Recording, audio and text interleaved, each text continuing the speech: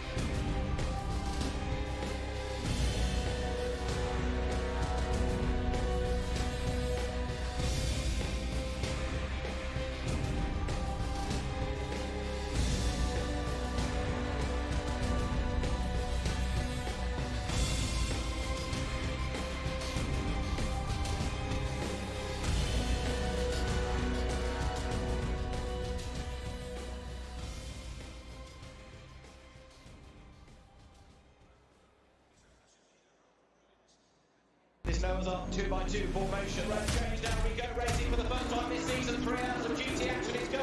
It's very tight as they come down. Group of cars coming in, this has all got trouble written all over it. This is G3 car. Drop downhill there, heads towards the Aqua Minerale. Imola at 4th. There's another one off through the gravel. As wide as possible as they drop downhill, putting that from the inside line. Yes, we did it. There we go.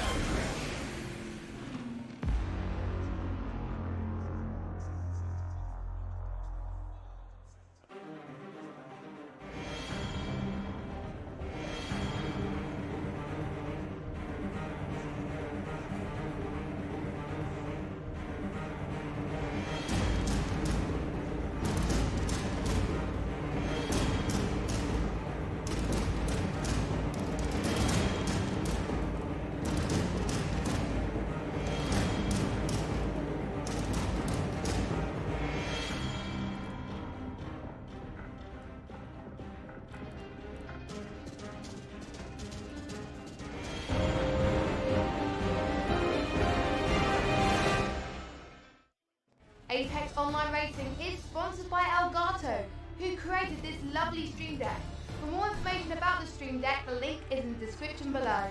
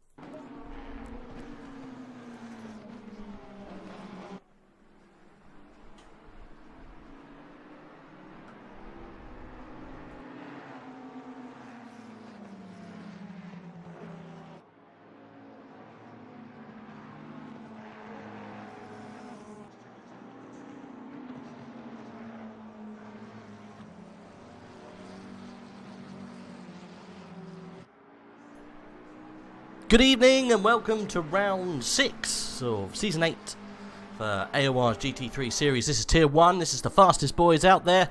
We are around a very dark and dusky Suzuka, a fabulous track as everyone knows. The figure of 8 has been around since the 50s. It was introduced by Honda back in the day.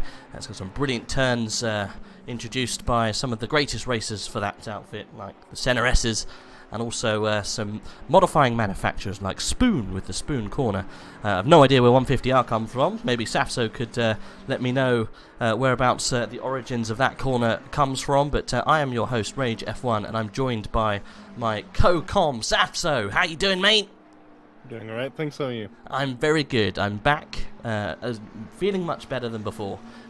We had Cardinal and yourself helping me out last week because I was a very poorly boy. But I'm back now. I've rid all of the various aids from my esophagus, so we're good. We're good. We're free of disease and happy to go on and hopefully watch some crazy racing. Now, should we touch on what happened last week? Obviously, you know. Should we just go back and reevaluate what the dealio was? Who was the winner? That is a good question. Saffzo, paying attention, as always. Right, let's see. Sorry, there was a bit more of an exciting bowing going on with a 5-second time penalty that I was a bit more focused on. Okay, right. Let's have a look. Race calendar, let's see what we got. Well, standings, George Boothby is well away in the lead with a 20-point... Well, it's not really well away. He's got a nice lead with 20 points. He's on 352 points with Merrick Shintz in second with 338. Redouine Massoud with 326 in third. And Tinker van der Velde with 303 in fourth. And he's joined by Michael Tauscher with 300 points. Did he DNF or did he...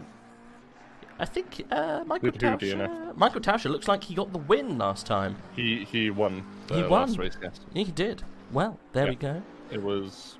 Now that I've actually got the standings up again, it was Tauscher 1. Yes. Boothby 2nd, Atkins came 3rd, which was a surprise. Redouine Massoud 4th, Van der Velde 5th, Shintz 6th, McIntosh 7th, Vanbrugh 8th, Cody Pride 9th, Van der Kokel 10th, so I believe that's our Porsche Niels. Yes. Anaria Rose 11th, and Connor Wright, Lewis Selch, Stubil, Verstappen, Kevin Niles, Sordagrossa, Merles. Yep. Kalpanen, Meeples, Papin, King, Nola, Wenham, Foch, Kanabich, Romanenko, Blotto, Kreuzer, Savalainen, Gultz, Whitehead, Mats and Prendergast. Whitehead did not have an amazing time last week. Whitehead then had a bad race. That's unlike Whitehead, normally first out of the track, doing pretty damn good, pretty damn spicy, but obviously not having a good race last time out. I watched the beginning, I didn't watch the end. So yeah, completely oblivious to what went down last time. But how many races have we got in total? There's not a lot, is there? I think there's 8 rounds, and we are in round 6, so we've only got a couple more to go. And we're almost at the end. Next week will be the penultimate round, and then following that will be the final. So very exciting coming to this point in the season to see what goes down with these lovely lads. At the moment, we're on board with Tinker van der Velde, just about to cross across the line. Matteo Bellotto gets a 159 on the board, and he's beaten only slightly with a 159 of Tinker van der Velde, and George Boothby beating him by almost 2/10. Very impressed by Boothby's performance. Obviously, he's now leading the championship, is he? So yeah, very impressed. He's come on board with us at AOR, and he's really performing well. Yeah, George Boothby off and away, 352 points. Marek Schintz in second, and Redouane Massoud in third. Okay, we'll keep that up there so I know what's going on. So if you ever need to go back to the points, we can just jump on and have a good old look. I apologise for the flag on the thumbnail as well. We only just realised that it was the wrong nationality. Never mind. We all make mistakes. We know that we're not in the Dutch land anymore. We have gone to the land of the rising sun. One of your favourite tracks, Saf? Certainly used to be. I don't know about these days, but definitely, I'd say a year or two ago, it was definitely one of my favourites for certain. Yeah. Nowadays, don't really drive it much, so I can't really say for certain. But definitely among most drivers, it's pretty much a fan favourite. And at night, I must say, it does look stunning. It does. It's one of those tracks that is always really highly held in good regard with the drivers.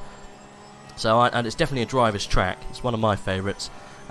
Tricky little complex that we're on board with Lucas Kreuzer at the moment, just coming through Spoon. Really hard double apex corner. Got to get it just right, get into the right gear before you take the second apex, and then blast down this straight towards 130R. And you've got to be careful with 130R. I've been in many endurance races. I've commentated and watched and joined in many endurance races around here, and it is crazy going down to 130R if you've got a good old host of people taking part, especially in the night. You've got to choose that entry point perfectly. And make sure that the guy in front of you doesn't put on too much brake, because you can lift through it. They might be a little bit more tentative with the higher fuel load at the beginning, but in this qualifying stage they'll be taking that almost flat out. As Kreuzer comes across the line in a second, is it? There you go. And it is an improvement. I thought he was going on a good lap, and he is. A 159.2, we're into the low 159s already. That was an absolutely stunning lap. We'll probably see him jump offline in a second and start another one. This is definitely a Porsche track, Saf. I wouldn't be surprised to see the German outfit cars all the way towards the top end of the grid. Yeah, Porsche, just generally this season, the Porsches seem to do quite well. If I remember correctly, they were actually quite well performing in the Sandboard as well, so could be a repeat performance for some of them. Yeah, could possibly. I'm thinking now, I don't know how many alliterations of the paint livery download that we've got, but I reckon there's one that I'm missing, because George Boothby's Yas Heat paint scheme isn't coming through for me. I don't know what version we're on, Saf, do you? I've lost count. I've literally lost count. We've got so many versions of that livery editor that comes out. I've got no idea where we are. No clue. Mikhail Baikov is a 10th up at the moment, which is good. Nice to have the timings in quali this week. Lol. I heard that Cardinal missed the stint times. Is that right? Or missed the what are they called? Can't remember what the times are in between. Help me out here, Saf. Gaps. Kind of gaps, but there's a name of it. There's a name that they use. I can't remember. Anyway, those times that you can see on the left-hand side of your screen. I guess it's the gaps. I swear there's a proper term for it. As Marek Schintz lays down a lap there with a 1:59.121. Very impressive. But Kanabic also at the moment on a fast lap. So maybe he should stay on board with the Inception Racing man. He's pretty much part of the furniture now, isn't he, in AOR Tier 1? Definitely earned his stripes, and he's battling at the top end of the grid, which is good to see from Kanabic. Somewhat of a lit fuse, this man, though. Normally... he embroils himself in a few elbow bashing events, doesn't he? Never one to shy away from a crash. Well, I'm saying not on purpose, but yeah. Oh, yeah, of course. But... he's a good guy, though. Good guy. It's good to see that you got drivers throwing down epic laps. Enel Rose coming in 3rd place. Popped that time in there, sneaked it in. And has promptly gone into the pit. Good to see a Ferrari that far up. We're still with Kanabic at the moment. 3/10 up on his time. As Michael done a great lap. Woo! Spicy boy, Saf. That's a 1:58.4. That's 6/10 quicker than Boothby, just out of nowhere. Just slices in that. He's in a Porsche. Boom. There goes the time. Kanabic gave up at the end there because of that time. Didn't improve. How does one do that? He's on par with his last lap, so he may even go quicker than that on this next one. Sheesh! Is what the kids say these days, isn't it? Anyway, yep. Where's... Whitehead's gone second. I was just going to try and find Mr. Tortellini. Is he here this afternoon? I can't quite see him. Where did Tortellini finish last time out? I can't quite see him in the list here. Let's see if we can find him. Is this the Malinowski one? Malinowski, yeah. Yes, they did not start. Did not start last time, okay, well. Nope. Okay, no more Malinowski this season, it looks like. Luke Whitehead jumping in there in a nice position. Hopefully looking to right the wrongs of last week. He's actually just given up on that lap, gone back to the pits. And you were saying Michael is actually on par with the Unicorns of Love. He is on par, you're right. He's a 10th up, actually. Was the last time I was on. Yeah, just come out of Spoon, going down towards 130. Is it 130, 150? Can't remember. 130, yeah. 130, yeah. Do you know why? I've not it. Maybe the angle. 130 degrees. Maybe that's the angle. That's the only origin I can possibly think of. I haven't actually looked into it. I thought that too. Why? But it's not 130 degrees. 130 R question mark. Called that. Right, Tasha's given up on his lap. A radius of 130 meters. There we go. There's a 200R further back along the track between Hairpin and Spoon. Suzuka's main rival Fuji has an 100R and a 300R. Right. Okay. Maybe it's just it's a Japanese thing. Maybe they just name their corners after the radius. It's very technical, isn't it?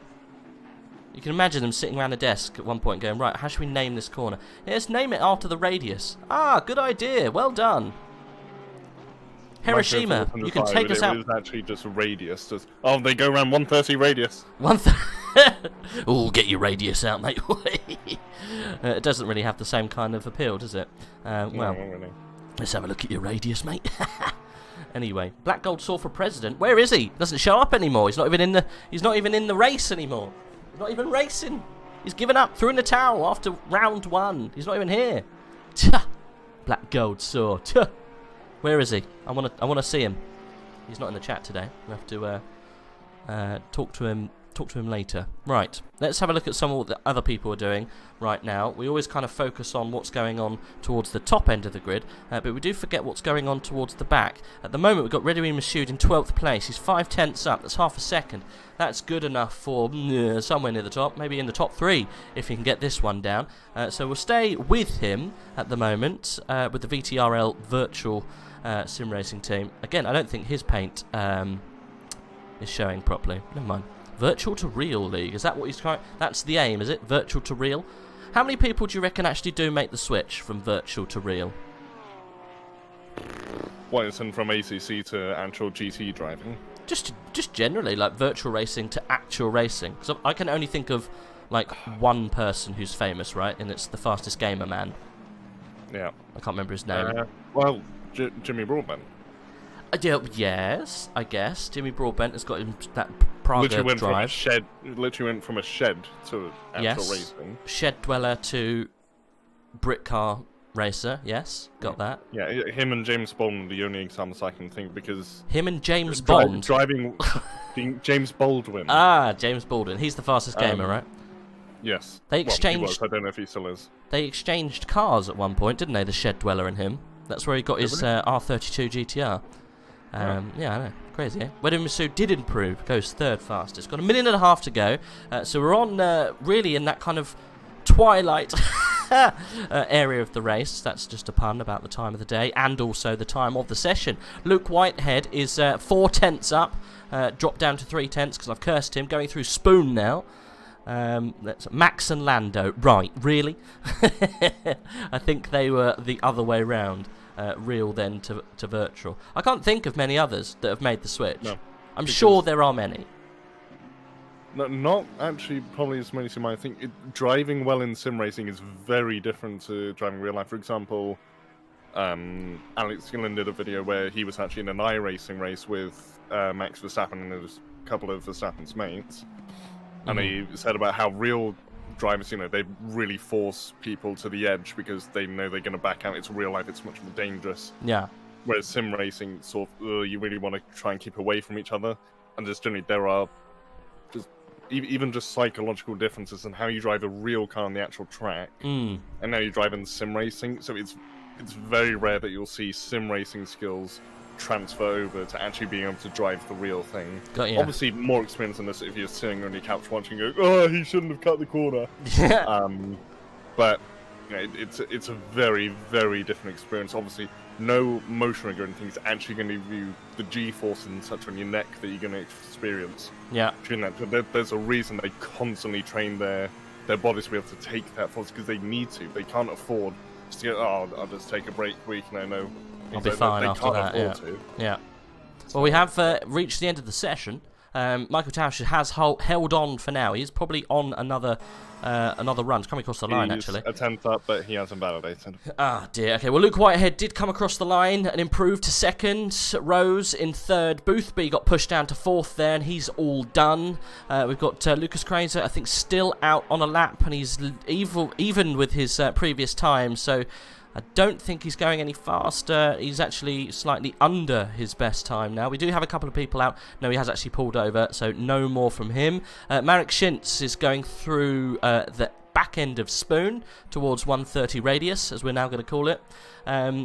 Some talk about what we were just talking in the chat. Some F1 esports guys have made it into real life racing. I've got a funny feeling that Jarno Goatmere, as now I'm going to call him, is actually running in an open wheel spec series at the moment. Can't remember which one, but he is. So he has gone over to real racing. And I've got a funny feeling so has Brendan Lee. But a lot of those guys also were karters as well, so they, again, have gone from real to ease to go then back to real again. As Marek Schintz comes across the line, is he going to improve? He does. It's 8th. It's not the improvement he needed, but it's the improvement he got, unfortunately. I think that's probably about it for the improvements. We got Kieran coming across the line for 24th. That's a small improvement, or none whatsoever. He's going to stay where he is. And then Zelch doing the same thing in 27th. I don't think that's going to be an improvement. Maybe one place. It was for 26th. Pushes down Vanbrugh. We are all done, Saf. Shall we go through the list and see what we've got? Someone saying that Luke Whitehead apparently was really unwell last week and had to throw in a towel. That's why he... That would explain some of the action that was going on. Yeah, that's why he didn't perform as expected. Right, well, let's go through the list of drivers, where we are on the grid. I'll try and be as less nasally as possible. I'm also, I'm recovering from a savage bout of nose aids. So, Michael Tauscher currently leading the pack away. He'll start from pole position. Joining him in the front row is Luke Whitehead. And then we've got Anil Rose in third. And George Boothby joining him on the second row in fourth. Tinko van der Velde in fifth, joined on the third row by Callie Atkins. And then we've got 7th and 8th, that would be Redouin Masood and Marek Schintz. 9th and 10th on the 5th row is Vasily Anarev and Lucas Kraser. Then we've got Mikhail Baikov, Konstantin Remenenko in 6th row, Trevor Wenham, Kanabich on the 7th row. We've got Porsche Niels and Alex Torregrossa further back on the 8th row, 15th and 16th for them. Dominic Galt, Connor Wright, 17th and 18th, and 19th and 20th, 10th row back is Matteo Bellotto and Samir Foch. Then a little bit further down, we got Jack Noller. Oh, he had a bad time, didn't he? Round I think Snetterton last time I was with us. He didn't do too very well. Ryan McIntosh joining him. Oh, poor Ryan. Hugo Merlers in 23rd and Kieran Prendergast in 24th. Remy Papin, the Tier 2 champion, down in 25th. We saw Lewis Selch improve to 26th just a second ago. 27th will be Julian Vanbrugh. Kevin Niles in 28th, and 29th is Cody Pride. Down at the back of the pack, not having the best of weekends so far. Unicorns of Love Sim Rating saying good evening and welcome. This is round 6. We are in dusky Suzuka for the second before final-ish race of the season. How else would you say that, Saf?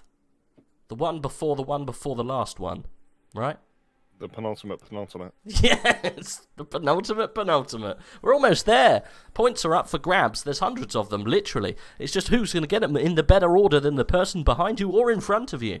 Only time will tell. We've got an hour on the clock and 2 minutes. I don't know how to call it, to be honest. Whitehead's looking mighty spicy today, I'm not going to lie. But Michael Tauscher, he's got 3 on the rock, I think. He's got 300 points on the nose, so I'm pretty sure he's 3 wins out of 3 races. This guy, apparently I've heard, is 16 years old. He's an absolute wizard. He's going to be hard to beat. Yes. Thanks for the lovely input there. Well, you summarised it pretty well. I don't know what else I'm supposed to add to that. Yes.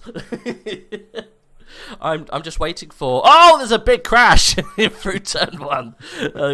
We'll wait for that summary. I don't think I got the chance to do that in Sandboard. I don't think there was a big crash in lap 1. Was there not? Oh, dear. No, I think all the action kicked off sort of lap 3 onwards. Oh, okay.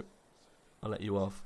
Have you noticed that everyone who's an avid user of social media, Facebook, Instagram and the likes are all down? I don't know if I can say that on YouTube. Yes. Facebook and Instagram are all down at the moment. Weird, eh? That never happens. Yep. Is that a Google Instagram, thing? Facebook, WhatsApp. I know it's down. I know very well WhatsApp is down because dear old mother was whining. My WhatsApp's not working. Fix it for me. I can't see these naked pictures of Tom Jones. Why not? Okay. Okay. Black Gold Saw is here. He says, "Oi, Ranger-chan and Saffzo! Welcome, Black Gold Saw. Good to see you, buddy." We've got 18 seconds before we're going to tackle round 6, season 8 of AOR's top tier Racy Boys. We've got an hour on the clock. I don't know how many laps that converts to. I'm going to say 30. Is that too many? I don't know. 28? 28, 29. Yes. Sounds better. Okay, we'll guess. 28, 29 does sound better. There we go! Michael Tauscher leading away. We have got a full run round this track in formation before we go grun for the race. All the boys at the back then could be filtering their way through. Flashing of lights coming from some of these guys. Let's jump on board with Samir in the Clown Fiesta team. Hilarious. I don't think he's really in the Clown Fiesta team. That's what his paint is called anyway. Down in 20th position. Haven't seen much of him this season, have we really? Old Samir. But No, not much, but nope. he's done what he's needed to do. He hasn't like crashed out every race, which is obviously, if you do that, then questions need to be asked, but that's not the case. So, Yep. all in the clear. All in the clear, indeed. Connor Wright down in 18th position. He'll be looking to go forward. Don't normally see Connor Wright behind the top 10, to be honest. So we'll probably see him blast his way through the pack to get a little bit higher up. And then who have we got a little bit further? Was that? I think that was. Yes, it was Porsche Niels in the PPR Esports team. I love this livery for PPR Esports. First thing I've heard of PPR Esports actually for season 8. I have actually seen them in some of the endurance entries that they have entered of recent. So obviously a new and upcoming team consisting of some very spicy boys throughout the grid in Tier 1. So it'd be good to see what he can do from back in 15th position. I did see one of the guys in the Ginsters cars. It looked like Ryan McIntosh. I don't know whereabouts Ryan is starting. He's down in 22nd for the Karambimba Bimba Motorsports team. Still, every time, just heartbreak from Donington Park. Just heartbreak for that team. It was Ryan McIntosh and Nico Uhl battling for the lead on the final lap after 9 hours. With I can't even remember who the other team they were battling against. It was that good. Again, consisting of very speedy boys throughout Tier 1 and Tier 2 of AOR. But yes, heartbreak, unfortunately, as they didn't quite catch it. My memory's that bad, Black Gold, so I can't even remember who they were racing. Can't remember the other guys. All I know it was Nico and Ryan Chan going for the win in an overall Tier 1 endurance race of, I think it was 9 hours? Yeah, why not? Oh, so we can talk about it now. Well, we've sworn to secrecy the past couple of weeks, and I missed an opportunity to talk about it last week because I was dying. So we've got the new AOR Endurance League cracking off. Not this Saturday, but next. I think the 9th is the first week that we're going to go live with that. Are you racing, Black Gold Saw? Let us know. I haven't seen you on the lineup. I hope you are. That should be good. Should be very good. Right, we're almost there at 1:30 radius. Michael Tauscher leading them away. It's good to see Enol Rose up there in 3rd place. Haven't seen them that high up at the moment. Part of the Jean Alesi Sports Academy. Do you reckon that is the legit Jean Alesi Esports Academy? It must be, right? I'd imagine so. That's really cool. Can you imagine? Like, Jean Alesi is your manager. Jean, I need some words of wisdom. What am I doing wrong in turn 5? Oh, we've got a spin at the back. Oh, dear. Oh, Black Gold Saw is competing in the Endurance League with the PPR boys. That's very exciting, BGS. We'll talk about this later as we're about to run down to the line. We'll stay with the top pack. We're with Enol Rose. We'll watch them go through turn 1. With the top guys, Tauscher Whitehead, give us an idea on who did spin Saf, if you can. That would be. It was Cody Pride. Cody Pride. Well, he was at the back anyway, so no harm done, I guess. You can join the back as the snake kind of worms its way around. Right, we're almost going to go live here. We're going to go green as they cross over this marking now. We should be going green. We've gone green. Okay. Whitehead's got a good start. Yeah, he has.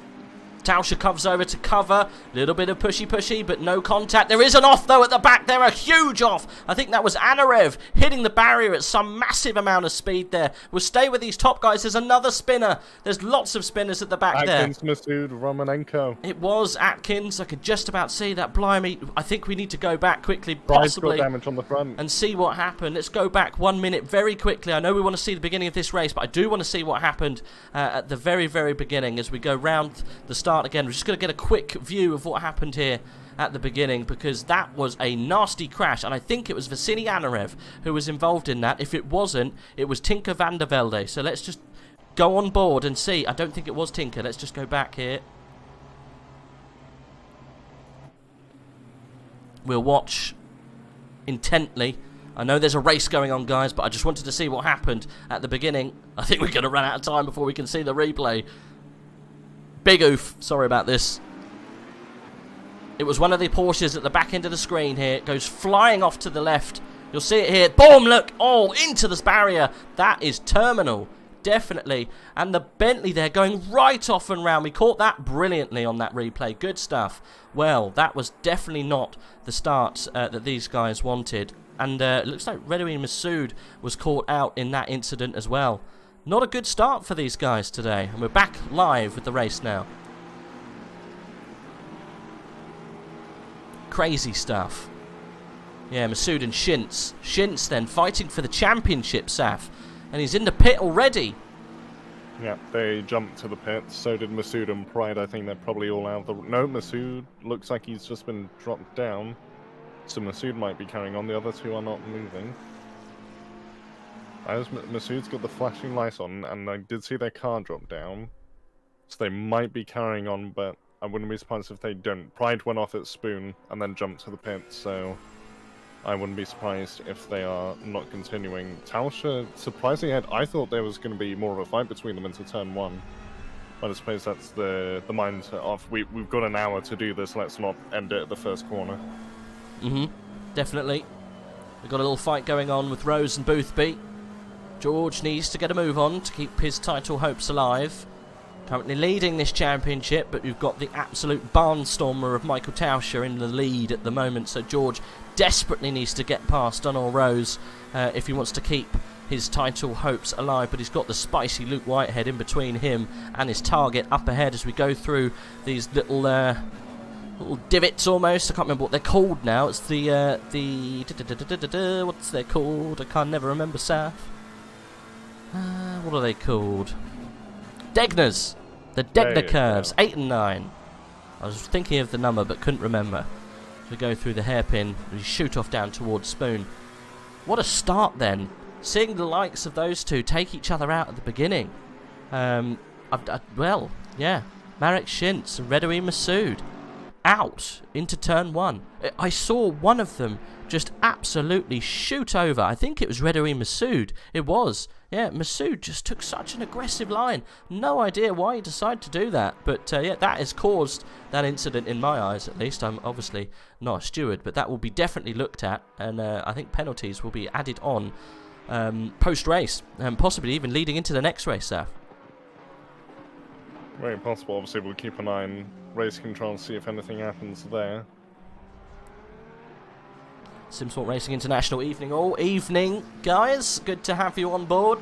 Luke Whitehead then is continuing to, unfortunately, lose time to Michael Tauscher. The battle between George Boothby and Donald Rose is still heating up there, looking for space on the back of that Ferrari. No other Ferraris around the top 10.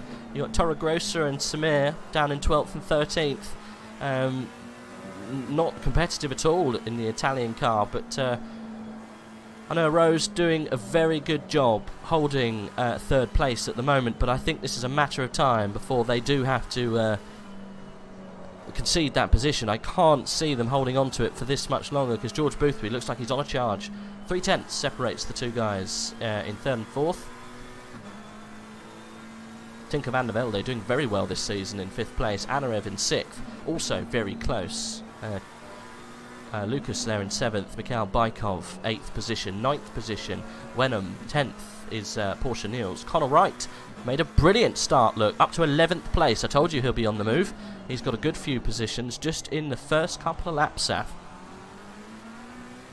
How about that? Exactly. Welcome, Haiku. Good to have you in the chat and watching what is going to be an exciting race, I think. We've already seen action going into turn 1. Very, very exciting to see such a ruckus in the top tier. I think there's going to be pistols at dawn to solve who was at wrong or at fault for that little incident. Boothby then still trying hard to get onto the back of Honor Rose. A little bit of a gap back now. Anarev is very close. We'll join this little battle behind, as you can see it just starting to develop. And the like and subscribe YouTube team, Vasily Anarev pushing on the back of Tinker van der Velde. And that's Bykov and Krozer getting very close at the back there, in the back of the screen. The Aston and the Porsche going toe-to-toe. It's a tricky little last sector, this, isn't it? Because you've got that really awful chicane to navigate. It's a tough one, isn't it? Too much curb and you lose speed. Not enough curb, you just don't get the speed through the corner. As Anarev really in the slipstream now. Not enough, though.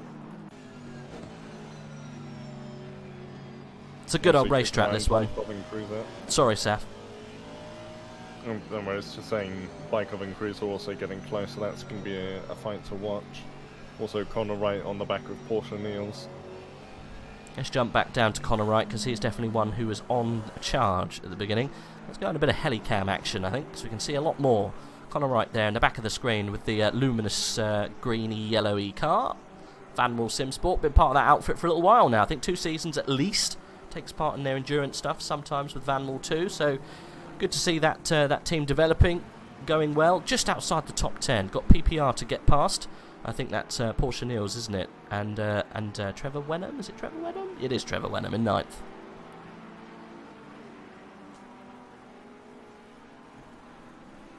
Oh, there's a move at the back there. Very ambitious move. Who was that? That was Goltz going up the side of Torregrossa and Foch. That was very opportunistic. Kind of come to contact going down towards Spoon. I think they're okay. Torregrossa leaving the door open on the inside. And Dominic Goltz jumping up. And Torregrossa flashing his lights in frustration. Well, you've just been passed, mate. What can you do? Maybe you shouldn't leave it open like that. I think he was more frustrated about the dive through the hairpin at 11. That was very opportunistic. But it worked for him. That's Goltz up to 12th position then. And moving forward. Good to see. And Torregrossa coming under attack now from Foch. 130 radius. Doing well. I can't not call it 130 radius now. Is that what you're gonna call it when the other league goes there soon? Definitely. 130 radius. Has to be. You can't call it anything else. Samir going very heavily defensive down the back straight. Let's go on the fail cam. See if we can see what's going on. We've got Bellotto in the background there. McIntosh looming. And there's Cannabate just joined the fray. Look, we got 3 cars trying to get past Samir Foch, the 888 Clown Fiesta, holding on for dear life at this stage, bless him. Prendergast, he's in the 18th place, unfortunately. I don't think he is hustling anyone at the moment. Zelch is getting very close to him. We'll keep an eye on his performance. Boothby still stuck behind Anil Rose. Anarev still behind Tinker van der Velde. And Baikov still behind Lucas Groza. We will keep an eye on those gaps too. But this is the main battle that we've got here. We've got a gaggle of cars. You can only call them a gaggle, can't you, when there's more than 4, I guess. A gaggle of cars all fighting out to get into the top 10. Was that a car going somewhat off at the back there? No, it wasn't. It was my imagination. Oh, there is some defensive driving, though, from Samir. Has to cover off the inside, and that's opened up the door for Bellotto on the back of McIntosh. It's a tough one, that hairpin, isn't it? Yeah, if you don't line it up right, you basically either got to stay behind, or if someone's attacking you, basically just hope and pray. Pretty much, there's not much more you can do. Black Gold Saw saying Cody drove into an invisible Masood. Car didn't load in, rip. So that's why he may have had a dodgy opening sector to the race. And yeah, that's probably why he's at the back. Look at all of those cars battling for position. On our road, still in 3rd place. Boothby still in 4th. Let's go up to the top, just make sure Michael hasn't spun or anything. He is still leading. Oh, that's Connor. No, it wasn't. It was McIntosh. Oh, and he has lost it. You just saw him snailing around there as he came through 130 radius.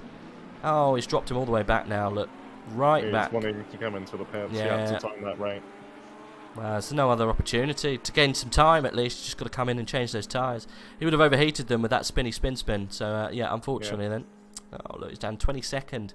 That was Kevin Niles who went through in the Bentley. Oh dear. Ryan Chan then not having a good afternoon. One mistake, look, puts you from where was he? Around about 12th, 13th, 14th, somewhere around there. He was 15th. But put him all the way down to 22nd, look, forcing his pit stop at the very beginning of this race, only 10 minutes in, having to come in and get that done. Rip Ryan Chan, exactly. Can't blame that on his internet connection, can he, Black Gold Saw? Never mind. Anyway, we go through the Degners then, with Rose, Boothby. Still on the tail, but dropped back a little bit, it looks like. Anarev still very close to Tinker, so we might have a look, see what's going on with Anarev and Tinker van der Velde. Tinker was quite high up in the standings, wasn't he? I think he was 4th in the standings. Doing very well. Yep. I think it's one of those, again, one of those surprising drives. Just coming out of nowhere, putting down some really good points finishes, and it's, yeah, evident that it's doing well. Luke Whitehead. I think he was 2nd last season, 2nd or 3rd at least. He's down in 6th place at the moment in the championship with a little bit of work to do. Yeah, Tinker van der Velde, because he's been here more than Michael Tauscher, he's currently beating him in points, but that's definitely going to change after this race if Michael can stay in the top spot. Anarev then fighting for the back end of van der Velde's car. I think we're going to see move at some point. He hasn't been able to bridge this gap of about 2 or 3 tenths, has he? And a fun fact with Van der Velde in 4th in the standings, He's the only one in the top 7 of the standings not to have been on the podium yet. Oh, wow. So it's like that, I guess, best of the rest accolade. Just hasn't quite got his foot on the old, the champagne steps just yet, but has still managed to get a good old haul of points. Yeah. Anarev looking for a better line. Rose has had a poor turn 1 that's let Boothby through. Ooh, okay. Interesting. The rear just went very loose for Rose, obviously had to correct it, but that meant slowing down to correct it, and now Boothby goes hunting after Whitehead. Okay, well, let's hit that button that sometimes can break the game. We're going to watch that back, I think. We'll see here. Boothby all over the back of Rose, look, going down towards turn 1. And, yeah, Rose having to go defensive into turn 1. Gets the corner somewhat okay. Loses the rear end in the second part. I think that's, I guess, turn 2. And Boothby just sweeps up the inside and takes that. Thank you very much. I'll have a bit of that. Pressure, pressure, pressure. Forces the move. And that's Boothby then up into 3rd place. You can smell the champagne already, Saf. Indeed, he can, but the thing is, can he get up to Whitehead, or is he going to have to settle for the bottom step of the podium? Champagne is champagne, Saf. True that. True that indeed. He needs to go further. If he wants to keep his championship hopes alive, with the heavy hitter that we've got with Michael Tauscher, he needs to finish, well, he needs to get 2nd, really. He needs to bridge that gap to Whitehead to keep his hopes alive. Even maybe challenge Michael Tauscher for the win. Who knows? I think it might be a little bit out of the pay grade for the McLarens, but if anyone can do it, the pace has definitely been with George this season. So, very exciting. Let's see how quickly he can close up to the back of Luke Whitehead, and that will be a very spicy battle indeed. There's one thing to overtake someone around here, you know, there's another to pass, you know, cleanly. It's tough, as you just saw. Someone has to make a mistake, really. Rose was that person to make the mistake. Boothby then gets the position because of it. But yeah, very good little section of racing. I know Rose, unfortunately, not benefiting from that, as Vasily Anarev and Tinko go toe-to-toe again into turn 1, but no one's a victor of that. If anything, Anarev lost a bit of time, not quite making that look seamless. We've got Bellotto getting very close to an overtake at the back end there of Samir Foch. And Lewis Zelch also very close, a couple of places back, look. We've got some very close racing going on here, Saf. Yeah, one male we haven't mentioned yet, Noller and Atkins towards the back, both of which have pitted. Yep. Oh, yeah, 3/10 separates those two. Pitters. First of the pitters, Jack Noller. Yeah, we'll see that come to him, I guess, at the beginning part of this race, but yeah, I guess he'll get a little bit of a gap, but he's going to be slow in the latter end. The last 10 minutes is going to be tough, right? Yeah, definitely is. He's coming very close to the last chicane, but not quite close enough. He's right on his bumper, but just not enough to maybe try and mind punt him into turn 1. Mind punt? It's a common, it's a well-known term. Can I mind punt you one day, sir?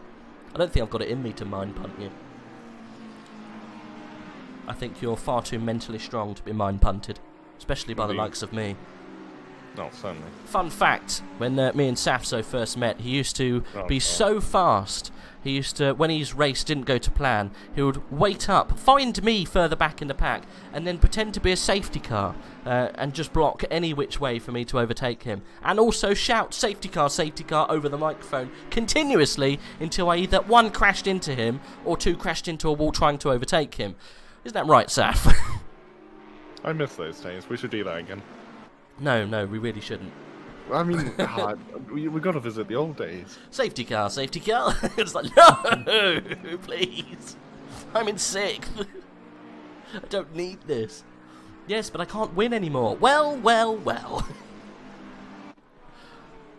Never mind. Anyway, Vanbrugh is leading this little pack here. Zelch is getting quite close, but not close enough to make the overtake into turn 1. Are these both the Shazoo boys? Zelch and Vanbrugh. They are. Yeah, Team Shazoo. Lewis Zelch and Julian Vanbrugh, both Shazooing it up. I think that's the moniker paint scheme. I'm just going to say it's the Unicorn from Fast and Furious Tokyo Drift, as he does do a bit of a Tokyo Drift through the Senna curves. 15th position for Vanbrugh, 16th for Zelch. A little bit of work to do, guys, but still good points. Middle of the pack right now. Not setting the times alive, but still doing a good job. What's going on at the top, Saf? Anything interesting? Boothby is slightly catching up to Whitehead. It was 2.2 seconds a couple laps ago. It's gone down to 1.7 now. Ah, you can see him there, getting very close. It's getting closer. Stretched out to Rose, so they're going to be coming under threat from Van der Velde soon.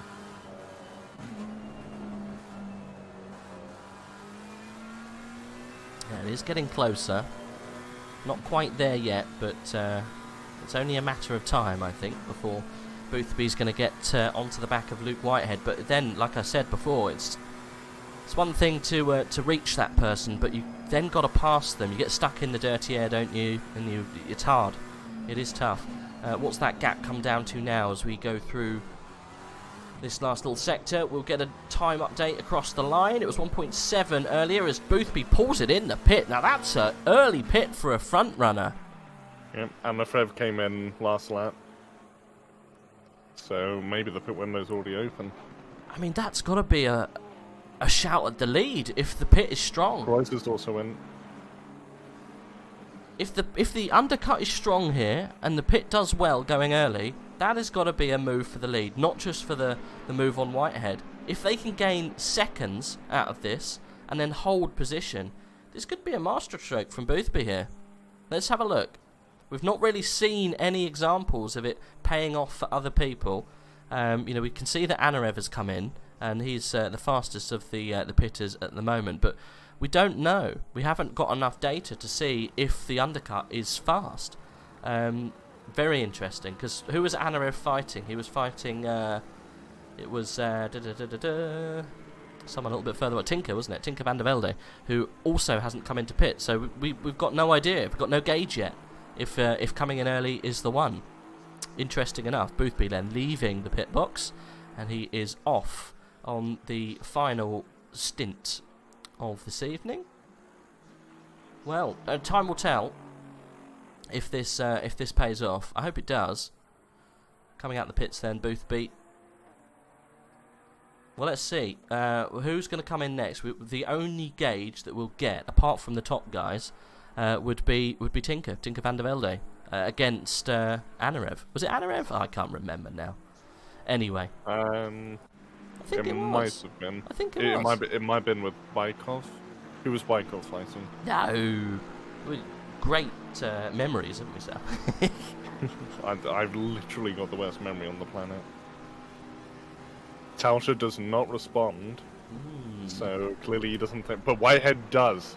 Luke has I'm to. not surprised at that. Yeah, so it was what, 1.8 seconds when he came in? Luke absolutely has to. There's no way that he could have done it. So this is going to be interesting then. We are going to see it straight away, and it's not going to come from Tinker van der Velde and co. It's going to come from Luke Whitehead, and whether it's going to work out. So we'll see it straight away. Let's see. Has George Boothby pulled off an absolute blinder? Where is he at the moment? He's coming through Spoon. That's a long way back. That is a long, long way back. The pit is quite long round here, I guess. You've got a long entry, quick exit. It's no Spa, but it's definitely not a quick one. I've no idea how to call this. You have to wait and see when Whitehead gets released. Boothby is coming up to the last chicane. If someone's gone round, it's Kevin Niles. Oh, okay. And they jump back to the pits, so that might be race over for them. Possibly. Okay, Whitehead's been released. It's been released, yeah, I report. Boothby's come round the last corner. Okay. Maybe the undercut wasn't as powerful. The exit is very, very... No, it is powerful. Look at Boothby. It is powerful. He's well within a second. He's in attacking distance. He's got much more momentum and warmer tyres. He's got to go. He's got to try and get onto the back of him now, or he may be spending 20 minutes behind him. And the things we've seen how powerful that is. What is this going to do to Tauscher? Yes. Exactly. But I mean, that is also a good point. Maybe Boothby actually wants to stick behind Whitehead, and then they can both try and catch Tauscher. Well, the things when you fight, you cost yourself a massive amount of time when you're making yourself and your opponent take a different line to what you want to be doing. Yep. Yep, you're going to be costing each other time. It's definitely not going to be as efficient for these guys. I think Whitehead now has... Boothby's lost the chance to get the overtake done. Had to do it through those centre S's if he was going to do it anywhere, even through turn 1 and 2. But yeah, Tauscher's going to have to watch this. If you're Tauscher, you're going to be looking at the gap between Boothby and Whitehead, and you looked at that gap as soon as he came into the pit. It was nearly 2 seconds, and when he came out of the pit, it was pretty much they were neck and neck. So you know that that undercut is worth at least 2 seconds a lap. So yeah, that 4-second gap that was back will be eroded after not this lap but the next one. So Michael Tauscher's got a gap of 2 laps to get the pit done, in other words.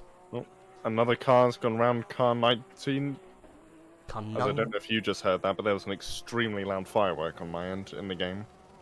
Was it? That is a glitch. Oh! Nolo and Pendergast have collided and it's taken Papin off! Oh my goodness, okay. Well, we'll go back quickly 10 seconds there and see what happens. Who caused who and who did what to what? It was Nolo and Prendergast that caused the initial thing, and Papin, trying to avoid the incident, had to go off-road. Yes. We did see that. There we go. Yeah, Papin. Oh, Jesus, Remy. Just getting out of that danger there. Big old brown pants time. So you got the scare your life off firework, did you? Yes. Yeah, it's hideous, isn't it? Literally scares the life out of you. Yeah. You think that your world is ending. It's horrible, isn't it? I've had it once, and I thought someone had just been shot. I don't know why it happened. That's literally what my initial reaction was. It's like, someone's died, and it's close. I don't know why. It's a known bug. I've had it once before, and I wish I never get it again, because it scares the living crap out of you. It's just a really loud bang, it's just isn't insanely it? loud. Like, It's I'm pretty sure it's a firework of some sort. I've no idea what it is. I had it in Kyalami. Like a firework, and then the audio file just ends early, or something. I had it in Kyalami. I was just talking randomly. I wasn't even doing comms. I was just spectating with friends. And yeah, just almost died. I thought someone had blown their engine or something. No idea. Well, interestingly enough, Tauscher has gone for another lap. And if those boys behind... A mistake. That's a big mistake. Well, this is the 2-second barrier here. When he comes in at the end of this lap, those guys are going to be very close behind. Interesting. Sorry. Well, I was just saying Ryan had come in, and also, I'm pretty sure Anafrev was fighting Baikov, but he's well ahead now. He got a massive undercut on them. He's several seconds front. Baikov now under attack from Porsche Niels. And actually, Anafrev could catch up to Boothby and Whitehead if they end up fighting later. And actually, Whitehead is pulling ahead. Could Whitehead take the lead here? Because I think Tauscher's leaving it too late. He should have responded when Whitehead came in. He should have come in the next lap. I can't see Tauscher doing another one. I don't see the logic as to why he's staying out so long. Look, those fresh tyres are not going to gain him enough of an advantage to just swoop round past. He's doing the laps, though, that he needs to do. Luke Whitehead apparently had a 2:07 last lap. Not too sure what happened there. That must have been the pit exit, right? George Boothby did a 2-minute dead, and then Michael Tauscher's last was a 2-minute dead. So he's not losing time here at the moment. Well, actually, Boothby did a 59.8 and Whitehead did a 59.6. Okay, so it's just updated. They are actually catching. They are catching him now. And Zelta's got a drive-through. Zelta's got a drive-through. Is that for track limits? The DT would be for track limit. Yeah, should be, yeah. Stop and go would be for speeding, so yes, that would be a track limit penalty. Any news on the incidents at the beginning of the race, Seth? I haven't got any more. All I know about the beginning incidents is Masood came across, caused big incident. I mean, is there anything in race control? Oh, no, there is not. Okay. So, sorry. It's alright. I didn't realise you were on about that. No worries. Tauscher does pull it in. So he does the brave thing and comes in. Had to do that then, otherwise that would have been curtains, I reckon. Well, this is interesting, because where are we on track? Okay, yeah, no, he's fine. He will be fine. They're just going through the hairpin now. So, let's count. He might even gain time out of this. Yeah. The gap will be about 5 seconds, I reckon. And it was 4 seconds before the pits happened. So, yeah. That's odd. This is going to be good for Tauscher. I've got no idea. He's a wizard, mate. He doesn't play with us normal mortals. He does his own thing. He is a man of mystery.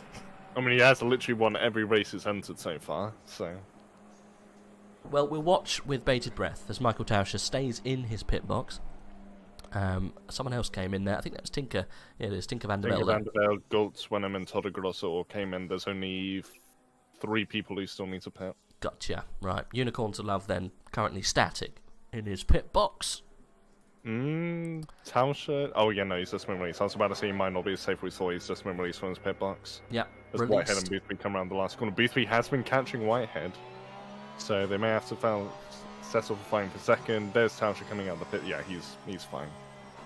Which is a bit of a shame. I would like to see a fight for the win, but if Boothby and Whitehead can fight, it's very nice as well. Same car. I counted about 4 seconds. Sorry to interrupt you. No worries. There is a fight going on though. Whitehead is close here with Boothby. Boothby's kept the pressure on, and I think we are going to get the fight that we wanted to see. But I don't think that Boothby's going to have enough in the tank to take it to Tauscher. I just don't think. No, definitely not. It's going to happen just because of the tyre difference now. And now he's off and away. Got clean air.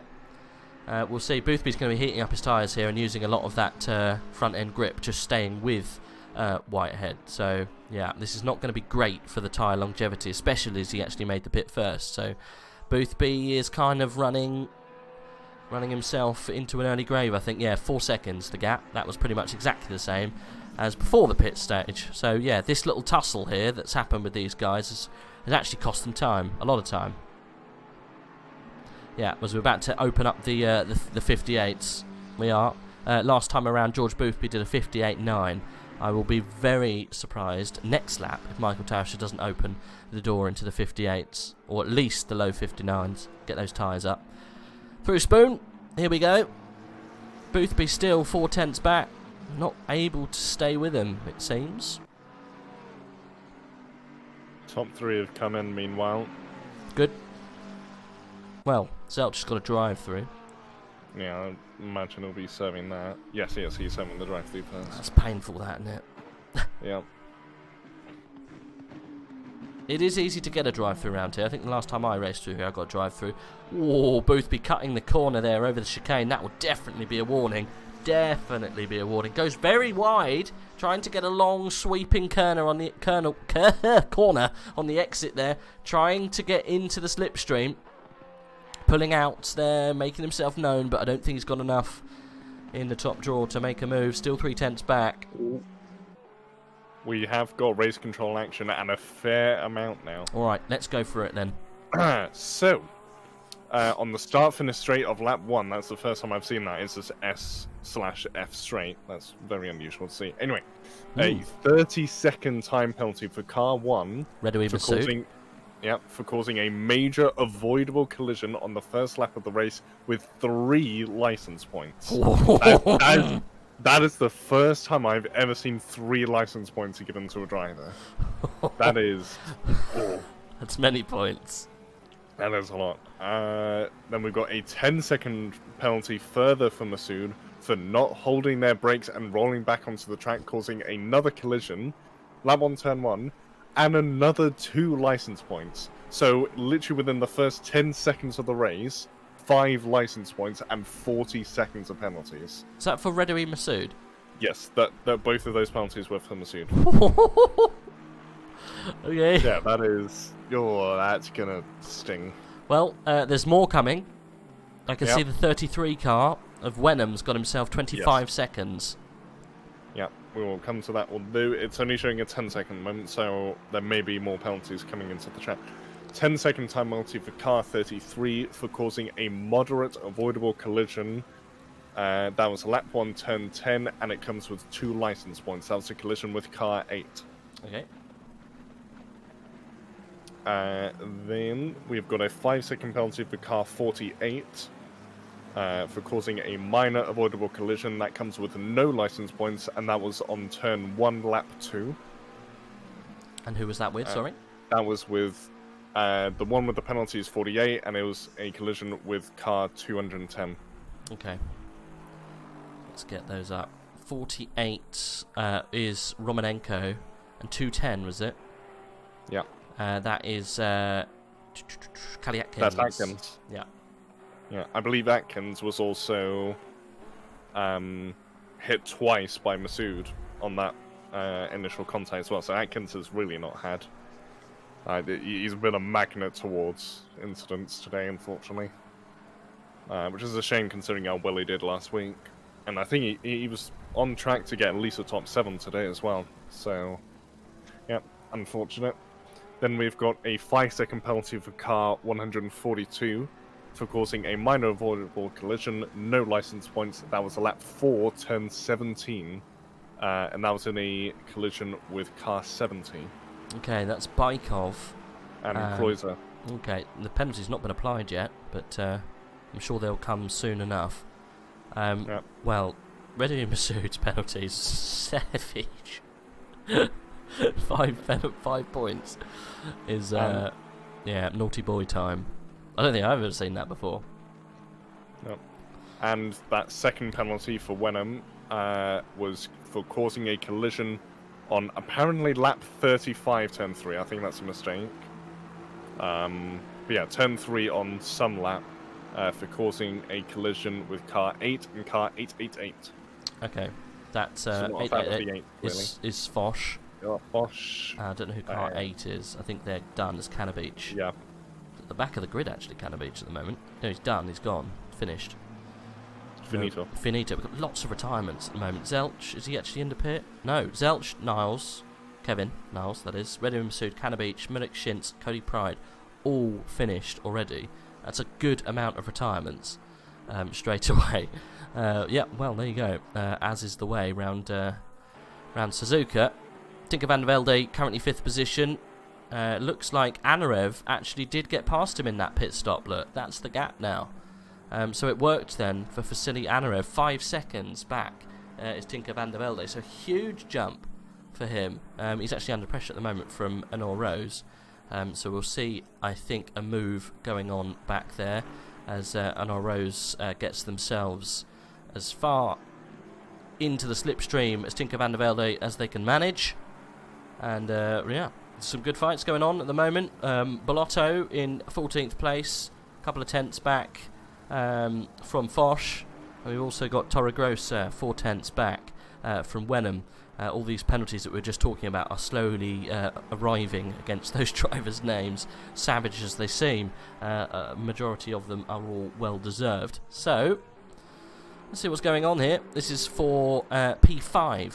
Very good points on offer for Rose and van der Velde if they can get the order of proceeding sorted out, and if one can overtake the other, as Bykov behind this little group has got himself a 5-second time penalty. He's being chased though by Porsche Niels, who looks very racy at this stage of the race. Okay. Voodoo says, this is one of the admins, says there was an issue with penalty applications. All the pending penalties were cleared and then reapplied. Good. Okay. Cheers, guys. There we go. So that's why it showed. It showed one of them with 25 seconds of penalties. That was Wenham, wasn't it? A minute ago. Yeah. Didn't it was deserve only them. 15. He's got 10 actually on, unless he's... Well, I believe he's under 5 second in the pits. Okay. Gotcha. Right, we've still got the battle then going on with Honor Rose, Tinker van der Velde, and Bykov. Mikhail Bykov still fighting for 5th, 6th. Trying to get out of 7th place. Seems to be a bit of a tricky one. Boothby 4 tenths back from Whitehead. That gap staying roughly the same. Not really improving. Battle of attrition, I think, between those two. What a battle, though. Boothby versus Whitehead. I really do hope they do go toe-to-toe. It's a fight that everyone wants to see, right? Mm-hmm. Definitely. Hugo Merler's down in 18th place. He is only 4 tenths back from Remy Papin, who had that ridiculous scare early on. Can't believe that happened. Rose getting very close then to the back of Tinker van der Velde. Going through the Senna S's. Going down towards the Degner curves. Let's go on board, I think, with Rose. Looking quite spicy at this stage of the race. 23 minutes then left on the board. Over halfway. Everyone, I think, is now pitted, apart from those people who have departed early. We've only got 20 drivers left in this. We started with 29. We've got 21, so we've got 8 retirements already. That's what I said. The attrition level is... It's been quite testing, I think, in this penultimate race.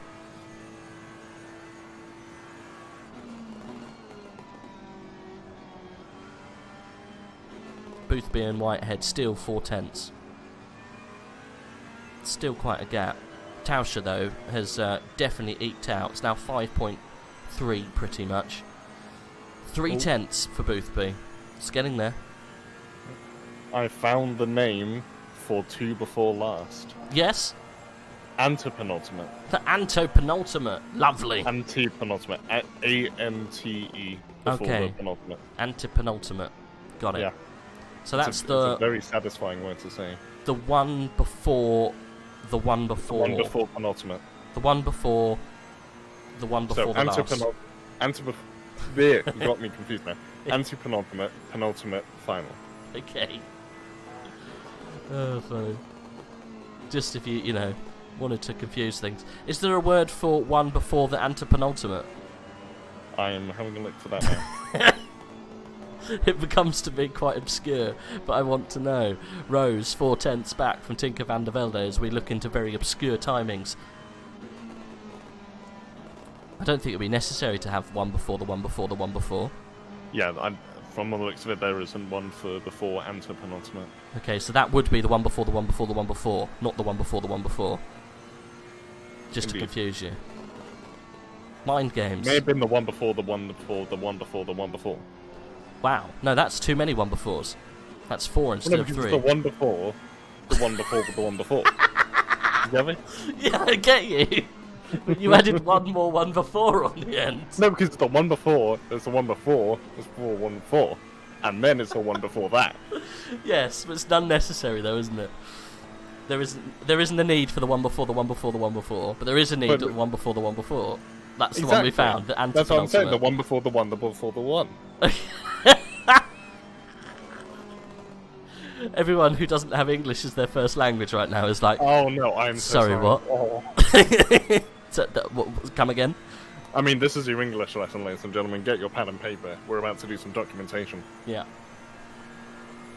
Okay. Rose 3.49. Oh, Boothby's gone off. Oh Last my chicane. god! Okay, we'll jump on board with what happens with Boothby. We'll go back the last 10 seconds and just see what happened. Was it Boothby and Whitehead battling it out? Yep. Last chicane, look, yeah, gets the braking zone wrong. Has to go wide. And runs across the gravel to try and stay with him. That's going to cost him some time. Second. That's lost him a second. He's 1.5 seconds behind now. Oh dear. Well, it's not disastrous. He'll get a warning if it was a big cut and he gained time. It looked like a big cut. Clearly lost time. Well, the game's a bit funny though, isn't it? It might. Well, let's just be glad he's not racing on F1. Yeah. Yeah, he would have had all the penalties. He would have been sent to the. He could have lost 10 seconds and still been disqualified. Tom O'Connell said, "Everyone who does have English as their first language is also confused." Are you confused about this conversation or the one before? Or the one before that. I'm not too sure. It could be the one before the one before the one before the one before the one before. Who knows? At this stage. Now you've done too many. No, the one before the one before the one before is the one that we can't have. There isn't a name of. Because we have this conversation, then the one before that, then the one before that, then the one before that, then the one before that, then the one before that, and then the one before that. Oh dear. Okay, well, we're on the antepenultimate, right, race. Because that's the one before the one before. Yes, we're on the antepenultimate race. Good. We'll stop there. We won't confuse anymore. Luke Whitehead, still 6 seconds. I say still 6 seconds. He's dropped back 1.5 seconds. It is now 6 seconds back from Michael Tauscher. I don't think anyone at the moment has got it in it to stop this boy. He is absolutely on fire. The 92 Porsche is he's well away from Luke Whitehead. Boothby now 1.4 seconds back from Whitehead. I think that is all she wrote. I don't think he's going to be able to get back inside that car. He might, though, be able to turn those tyres back on with a bit of free air, which he's probably getting, but I think it is too little too late. We should go back down to Tinker van der Velde and Enor Rose, because we're probably going to get a battle with these guys going on at some point. Shall we have a look towards the back of the pack? To be fair, you can see the whole pack, because it only goes down to 21, so you can see what's going on in the whole grid. And I think this is arguably one of the closest races. There is a good race going on for 14th, 15th, between Torregrossa, Wenham and Bellotto and Foch. So we might jump down and have a look at that in a minute, but this one at the moment is the most spicy because it's for a better position, and it involves 3 instead of 2. 18 to go and a half. 18 and some change. Can't wait to get to the antepenultimate lap. You know which lap that is? That's the lap before the last lap before the last lap. Yes, it is. Well done. Yeah. Do you think anyone could actually use that in conversation? What, antepenultimate? Yeah. And anyone actually know what he's on we've about? We've used it like 3 times. Oh, to know what they're on about. No, absolutely not. I'd be like, sorry, what? Yeah, it's the anti-penultimate. Nobody knows anti-penultimate, no.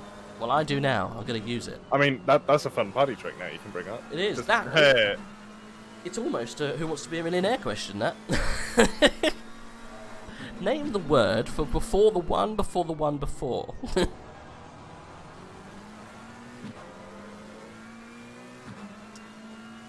Funny. Never mind. Tinker van der Velde still holding on to 5th place. Doing a good job as well. Anarev seems to be just on his own, but I think those tyres are starting to show their age. As the gap is 4 seconds, it was +5. It is coming down now, slowly. So we'll keep an eye on that gap between Tinker and Anarev. He is also fighting for a little bit of space. And our Rose still inside of Tinker by quite a while there. Look, 3.7. It's actually now 5 tenths, and 5 tenths back to Bykov, but he's got a penalty, so he'll drop behind Porsche Niels at the end of the race. Interesting stuff going on. It's a cold track as well, at 17 degrees. It's cold, it's chilly. It's yeah, it's chilly. It is chilly. Tyres will go further. Chilly, chilly, chilly. I don't know if you can go faster in the cold conditions on ACC. I know on iRacing you can. You go faster in the dark. It depends how well you can warm up your tyres, because the engine will be loving it. The engine loves cold temperatures. Yeah. It's the tyres that will struggle a bit. Well, they'll go longer. If you're ever doing an endurance race on iRacing, you put your fastest drivers on the night stints, because one, you can triple or quadruple stint normally, and also you go faster. Fastest times always come at night. Don't know why, it's weird. Maybe it's a nuance of iRacing. That might also explain why people were pissing about 10 minutes into the race for tonight. Yeah, tyre deck's just not there. I reckon there is some crossover, because it's, it's a simulation, isn't it, at the end of the day? It should have some kind of bearing. Rose is getting slightly closer. This is probably making people quite dizzy, so let's get out of this little this view. I was riding on the fail cam on the wing for ages. we'll come off that for a little bit. We'll go on board with Bykov. He'll be right on the back of this little fight here, so we'll be able to see exactly what's going on ahead of him. As Rose is going to try, and I guess they're going to try and figure out what's going on ahead. Just try and figure out Tinko's lines, where he's making mistakes, and then Honor Rose can kind of just work out which areas that they can definitely, exploit, as opposed to Boothby and Whitehead are fighting. Oh, side by side, last chicane, bit of wheel banging. Oh, that's more than wheel banging. Yeah, that certainly is. How did that happen? Boothby's just massively he was 8 tenths at the beginning of the lap, and just massively caught up and was right behind him by the time they got the 130R. Just turned up the wick then, I guess. I thought that was it. I've written him off. Somewhat too early. You don't underestimate. You always underestimate people in Japan. I do. Because I remember SXS Season 1 said I never caught up to Bika. What happened in the last lap? Overtaking the chicane. Yeah, well, there you go. It happens. You got to be careful. I always underestimate Japan, it seems. Never underestimate the Japanese. No, just don't underestimate the drivers there. Ah, sorry. I thought you're going down some kind of World War II rabbit hole. No, I was not. Anyway. Back to the fight. Boothby right on the back of Whitehead. Still keeping an eye on the Rose Van der Velde battle. 6 tenths separates them. They're still getting close. Saf caught my attention right at the right time and said, "They are fighting at the top end. Quickly, let's watch." This is what we've been waiting for almost all season. Boothby and Whitehead going toe to toe. It's been one of those battles that's always heated up that you've always wanted to see. It's like Lewis versus Vettel back in Deer. You always wanted to see it, and rarely did it happen, especially in the Red Bull days. Oh, I wish Red Bull Vettel still exists. Don't you? I don't know. He was not very likeable in the Red Bull. No, I just mean Red Bull Pace Vettel. Oh yeah, pace-wise, yeah, absolutely. combine his pace from then and his attitude now. Oh, I love Vettel. He's precious. I mean, now he's brilliant, but his attitude when he was at Red Bull was just... Ugh. Yeah, I get what you mean. He was a bit of an arse. Multi-21 Seb was definitely not the best iteration of Seb. Boothby was a fair bit closer to Whitehead than last lap coming out the chicane. I don't think he's going to be quite close enough for an attack into turn 1, but he can certainly put him under pressure. Doing the turn 1 weave, as everyone likes to do, to make your presence known. 12 to go. I reckon Whitehead made a mistake. We're too far away now to go back and watch what happened. I reckon Whitehead made a mistake to close that gap. You could technically have a look on the replay. It would have been exactly in the 22nd lap, I think, Saf. Yep. At the beginning of, probably. And it's car 41 and 21. Yeah, call it.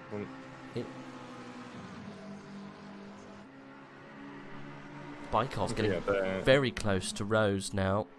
Let's just jump back and see what's happening with this little fight. Rose has fallen off the back of Tinker van der Velde. Definitely hasn't been able to keep with that pace.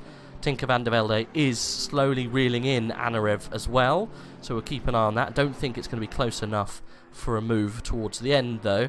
Bykov, though, is looking like he could get into that kind of area and have a little go. Wenham getting very close to Bellotto as well, further back, which would be a good little fight. I think we've got quite a few drivers actually battling it out here. We've got Wenham, Bellotto, and Torregrossa all vying, I think, for 12th, 13th, 14th, and 15th. So a real battle going on at the back end here. Actually, no, it's 13th, 14th, and 15th, all fighting to get one up on their teammates or team competitors or whatever they're called. Competitors, one up on your anti-teammates, because you're not the teammates. What do you call them? Other people on the track? Well, depend. If you're in the same team, then you're teammates. No, if they're not on the same team, they're competitors, well, right? Yeah. If they're not on the same team, then they're rivals, competitors. Rivals. That's what I'm thinking of. Grr. Those pesky rivals. Are we in the one before yet? No, we have to wait a few more minutes before the antepenultimate lap, which is the lap before the penultimate lap, which is the lap before the final lap. Ah, lovely. Bellotto go wide through the final chicane. Wenham looking like he wants to take advantage of that, but I don't think he's going to. Getting very close. Let's go on board with Trevor Wenham. Bellotto did not get a very good run through that little section, the last chicane. I think the Bentley's just struggling around here, to be honest. I don't think this is very much a Bentley track. Doing the best he can with the Bentley, though, at this stage. Ali, is that Atkins is the next Bentley, I think, in 12th.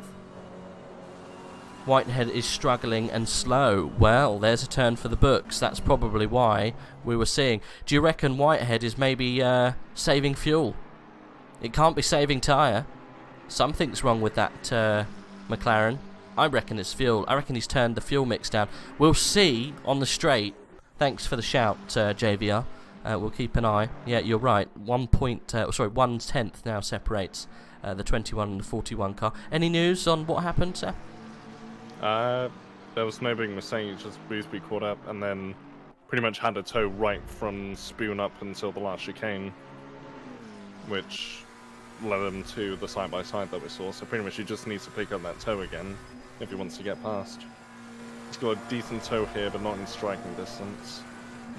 Needs a really, really good exit out of that chicane. He has made Whitehead go pretty defensive, but not defensive enough. He won't have a chance. Ooh, actually, I don't think you can see hand movements in ACC, can you? I was going to say, because you might be able to see him go for the fuel mix, especially on the straights. He'll be on the maximum fuel mix, but through the corners, he might be changing that mix to get himself a little bit more, being a little bit more economical. So you might see Whitehead suffering in the twisties more so than Boothby is. We'll keep an eye on this little battle that's going on, because you definitely don't want to be in a lower fuel mix on the straights, but you could probably just about afford it going through the twisty bits. So yeah, Boothby might actually close up through the corners. That's roughly what we're seeing now, actually. If he is managing a fuel issue, that's exactly where I would start, at least. just managing that fuel mix or engine mode through the corners and then maximising it when you get to a straight. It is very difficult to overtake, you're right. It's a tough track. You really have to almost wait for a mistake or just send it, you know. But these guys, I think they're beyond just sending it, really. I think Boothby had a go, didn't he, in the last chicane? Yeah. We are still on board with well, we're looking at the Whitehead Boothby battle that's going on. 10 seconds Michael's been able to gap from Whitehead during all of this incident that's going on behind. This is going to be close here, going down the straight. Look how close they are. Yeah, that's about... It's a tiny bit more gap than Boothby had when he went on the attack a few laps ago. Yeah, this is going to be close by the time they get to the end of 130 radius. Yeah, it's not going to be close enough. Unless Boothby gets a massive pull out. Here we go. Oh, he is actually. He's a lot closer than I expected. This is his big chance to contact again. Oh. Oh, look at Boothby. He doesn't want to lose out this time. He's getting frustrated. He's flashing his lights. Yeah, the frustration's creeping in here. You know, how many times do you have to put the car up the outside to, you know, even be given a bit of space? You know, this is unfortunately this is damage for Boothby now. Both of them will be damaged slightly. They'll see a little drop in performance because of that, but not a huge amount. Yeah, he's gonna be mighty close, and you can see that he's coming much closer and much closer. You know, at this stage though, Boothby is fighting for a championship. He can't let this happen. There is a reasonable points difference between second and third. And especially when you've got an absolute barnstormer like Michael coming in with 2 more races to go. He's definitely claimed 100 points. It'll put him to 400 now. He will, I don't know if he'll be going much closer towards the top end. Tolsha is so good. He's incredible. He's a force of nature. We'll see. Boothby will still hold on. I can't remember how many points you get for third. Well, that's the thing. If Boothby can get up in second, he'll only lose 10 points to Tolsha, meaning... If Tolsha were to win the next 2 races and Boothby finished second in those 2 races, Boothby would actually still win the championship. So he is actually in not as much danger potentially now. But he needs to get second though. Oh yeah, well, yeah. But even if he only gets third, he still only loses 19 points. This is where we have to work out. If he gets third and third, can he still hold on to the lead of the championship? Can he get third and second and still hold on to the lead of the championship? At the end of it, you know, can he still be the champion? This is what George is working out. He doesn't want to give any points away, and if Whitehead is going to be that cause of these points, he's going to have to get past him to get this move done. This whole race has been all working out to this last 5 minutes. Boothby's been desperate to get past. Yeah, look, just not enough space in the braking zone, but he's really close now to Whitehead. He didn't have a good exit. He did not have a good exit. No, he's going to get punished for this as well on the grass. Oh, that's going to give Anarev. Yes, it is. Definitely, it's going to give Anarev a go. Okay, that's bad. That is very bad. If you can't get past Anarev now, that could be championship deciding. Anarev is passed. Because I was about to say, if Boothby came second in this race, he could have finished. He could afford to finish third in the next 2. If he finishes fourth in this race, he absolutely cannot afford to finish third in the next 2. Yeah, Anarev sweeped past down the back straight. Caught the replay a little bit late there, but yeah, no, because of that incident on the grass. Well, it was because of the slight unsettling of the car. Anarev will have a very fast car at this stage. It looks like he's going quite well. If he can get past Whitehead, might even help Boothby out. Who knows? It's going to be a 3-way fight now to the end. I guess Boothby's had enough chance to get past, at least had a good old couple of goes at it. You might think, well, Anarev might have a go here and then I can try and get past him. Oh, gee, what can you do? Go unicorns. The unicorns are gone. There's no going anywhere. They've disappeared. And just to know, if it finishes as it is, Boothby will lose 27 points to Tolsha instead of the 10 he would lose if he finished second. Oh. So this is really not looking good for him. Again, Tolsha can miss one of the next 2 races. But if he doesn't, it's not looking great for Boothby. I've got a funny feeling now towards the end. I don't think Tolsha will miss any of the races, especially as he's a contender. He's got 3 race wins under his belt already. Now, hopefully, 4. he is definitely not going to miss any races. I can't see him missing any races anyway. 4 races he's competed in. Michael Tauscher has won all 4 of them. Ish. Because we're not quite there yet. I have a feeling we're getting close to the antepenultimate lap. I think we are getting close to the antepenultimate. I think we're on it, mate, to be honest. I think we're just gone onto it now. Yep, antepenultimate lap, boys. Here we go. One before the one before.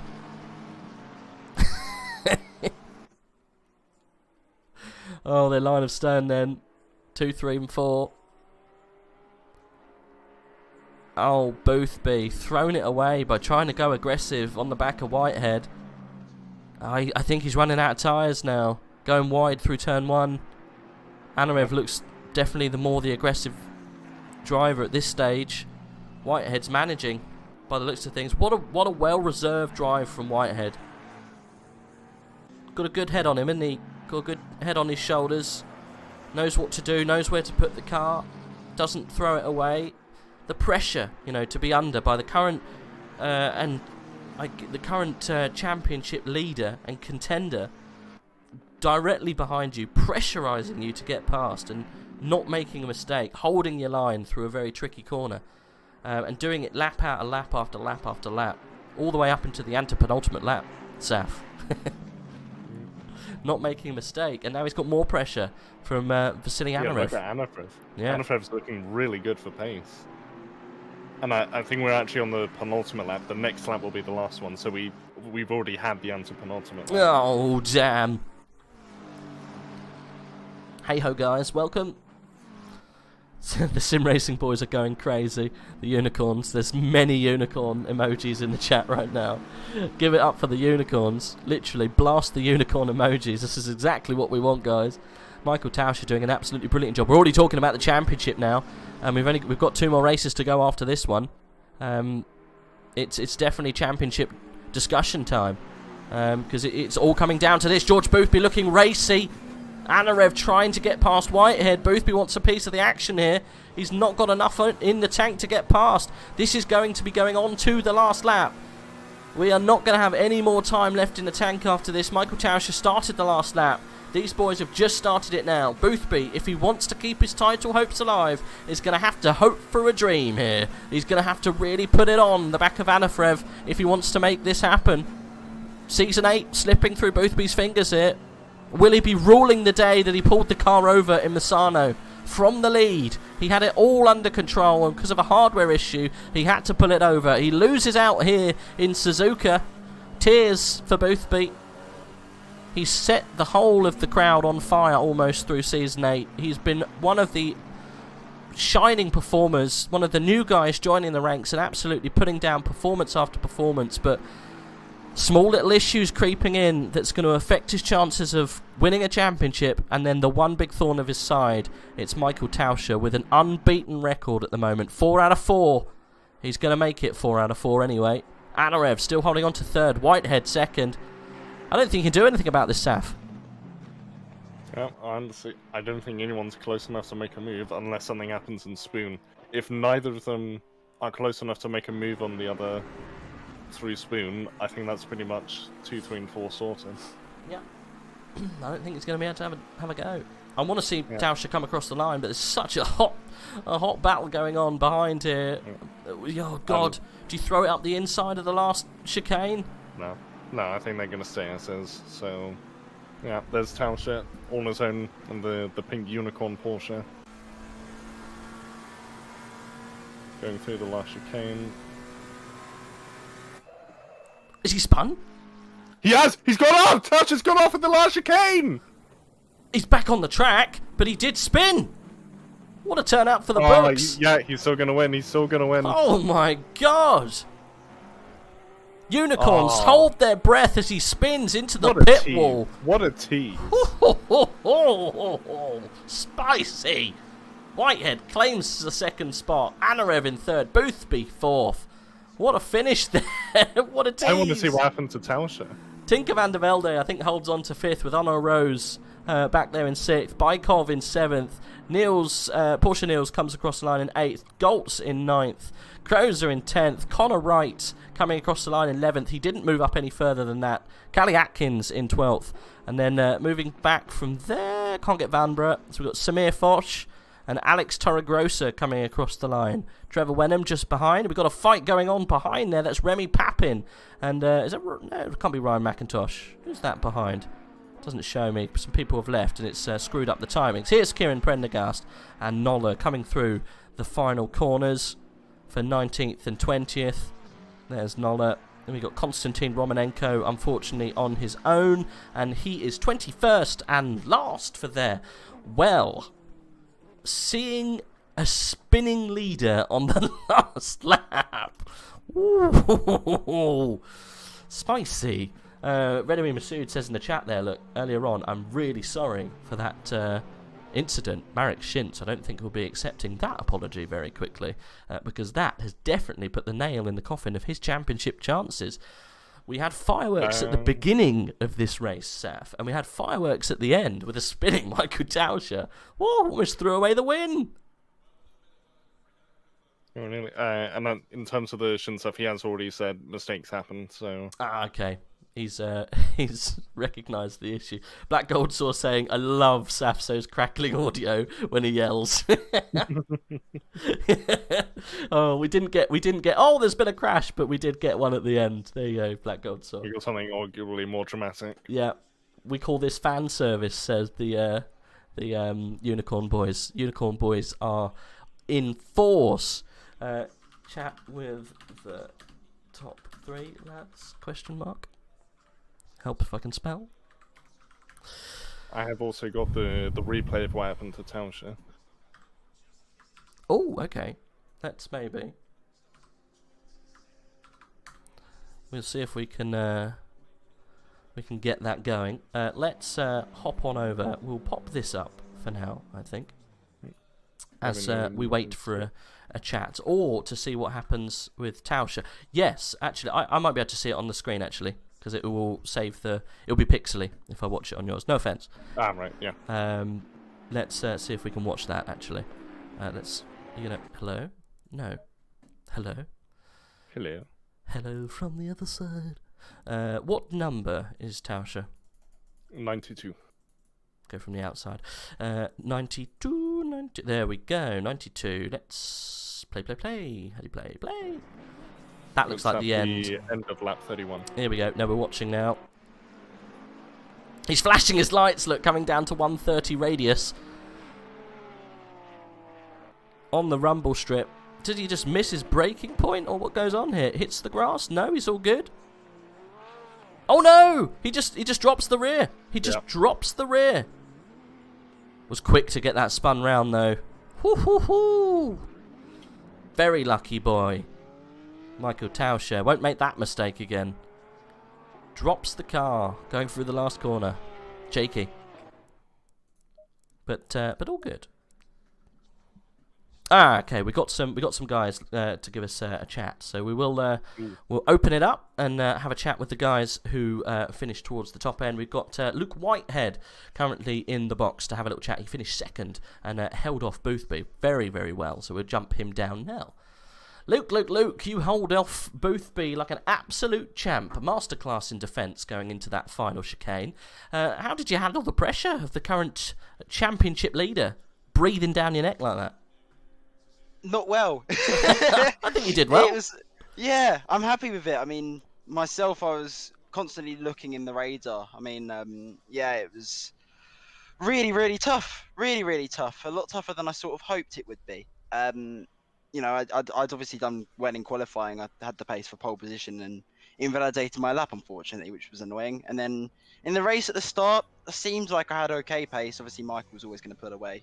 Kind of goes without saying in a moment, he's on an absolute roll in everything that he's doing. So, GG's to him. He did an awesome job again. I was pulling a steady-ish gap over Honora Rose and Boothby and Tinko as well in that train. So I was quite happy with how I was doing. And then into second stint, I got very nearly undercutted by George, which was A lot closer than I hoped. I mean, I came in, got everything perfect in the box, and I was like, right, I might have gained a bit of time here, and came out side by side. I was like, well, that's not worked out well. So I was quite lucky to have reacted on the lap I did. I was very close to going the lap extra. So if I had, I wouldn't have come second. So yeah, that was a bit of a masterstroke, I guess. It was a bit lucky as well. So yeah, then obviously it was all about just holding George and George off for the rest of the race. And we had a couple of hairy moments down at the Casio Triangle. It's very narrow in the braking zone. I was kind of like 2 McLarens, Casio Triangle, Suzuka. Where have I heard this one before? So I was obviously a bit nervous. Flashbacks of Prost and Senna. Yeah, it's exactly what happened. So yeah, I was a little bit nervous about it, getting worse. And I don't think I could have done much differently. Obviously, we had a bit of a hairy battle at Snetterton as well. So it's good that there's no love lost there. And it was good fun though. I mean, Vasily kind of helped me a little bit by getting past George. It gave me, I think, a 3 laps. So yeah. I mean, I honestly think I'd have still held off. I think if Vasily hadn't got past, but yeah, I mean, it was annoying. I don't know if it came across on the cameras, but I had no front end at the end. I think you were my slow. setup, I think, I think my setup was a bit too safe. I think usually my setup in the race tend to just kill the rear tires. So I decided to do something slightly different, and it killed the fronts. So I did go a bit extreme, just because I knew that if you kill any tires around here, it's gonna be a hard slog. Especially through the first sector, which is where I was struggling most. So yeah, a lot learned with the setup, I think, which should help me in the future. And it was my own setup today for the first time this season. It was like solely my own setup. Okay. Usually I sort of use a baseline, but I created this one from scratch. So still got a lot to learn, it seems. But yeah, I'm happy. I think second was probably the maximum today.